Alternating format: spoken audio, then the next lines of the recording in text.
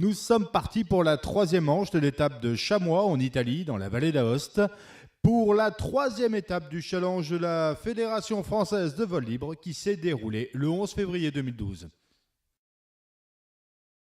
Donc nous décollons sous un soleil caché par les nuages un petit peu, mais température moins 5 degrés. Et tout de suite nous partons. À droite, nous avons un piquet à toucher en vol ou au sol. On voit qu'il y a une voile qui se trouve légèrement au contrebas du piquet. Et nous allons rechercher ce piquet à toucher avec les skis, la main, mais pas avec les suspentes. Je touche avec la main à droite. La caméra se trouve sur mon casque au niveau de l'oreille droite. Donc vous avez mon casque est légèrement visible à gauche. Cette personne que vous voyez au milieu de la piste est un juge. Il va contrôler la cible. Il faut poser. Dedans. Et c'est juste à près. Je dois passer à 1 mètre près. Nous arrivons maintenant sur le troisième atelier qui est une succession de 4 piquets à prendre à vol ou en skiant. Malheureusement, je ne suis pas dans l'axe. Les piquets partent vers la gauche. Moi, je coupe la ligne et je n'arrive pas à retourner vers la gauche. Alors, je skie. J'essaye de garder la voile au-dessus de ma tête avec de la vitesse. Et je redécolle parfaitement. Ouf, bien joué. Petite falaise, pas de thermique, pas possible. Moins 5 degrés, peu d'ensoleillement. Il n'y a pas de thermique. Donc, petite falaise, mais sans pouvoir exploiter quoi que ce soit.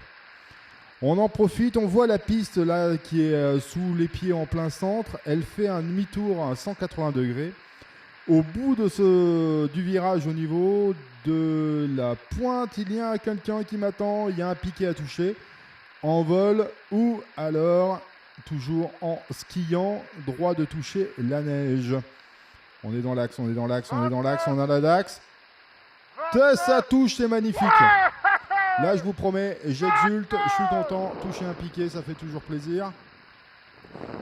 Soleil, nous arrivons dans la partie ensoleillée. Ça ne dérange absolument rien pour le ski et le pilotage. Ce qui dérange, c'est qu'il y a 2 vagues là, que vous voyez, 2 petites bosses avec des ombres. Première bosse, il n'y a rien. Deuxième bosse, il y a un piquet à toucher en volant. Il faut y aller. Le juge est à côté, il n'y a pas de souci, il est safe. Allez, on y va. Ouais, c'est bon, voilà.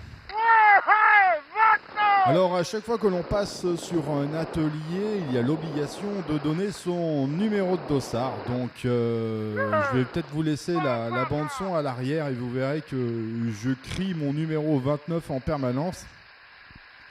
Le but du jeu, c'est de se faire reconnaître. Nous avons le dossard qui est accroché à notre jambe pour que les juges puissent nous le voir. Malheureusement, le 3/4 du temps, nous sommes en mouvement en l'air pour pouvoir nous mettre dans la bonne position. Donc les juges ne peuvent pas voir notre dossard. C'est très difficile pour eux. En plus, suivant s'ils ont les piquets à remettre ou des pilotes qui sont à droite ou à gauche qui sont échoués, ils ne peuvent pas toujours regarder le dossard, alors il vaut mieux crier.